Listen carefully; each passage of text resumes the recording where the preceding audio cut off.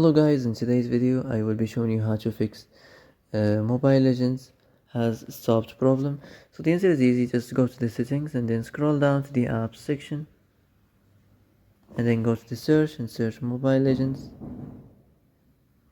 and then go to the storage, and there you will find this clear cache option. Click on it. Now you can go check it if it worked, and if it didn't you can try to restart your phone or turn the Wi-Fi off and on, or the Bluetooth or the airplane mode. Also you can try to clear data, but be careful. If you clear data, all these applications data will be deleted. This includes all files, the settings, the accounts, the databases, etc. So be careful if you want to clear your data.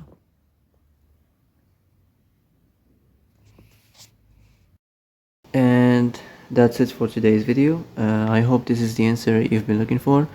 If you like this video, don't forget to like and subscribe, and see you in the next video. Thanks for watching.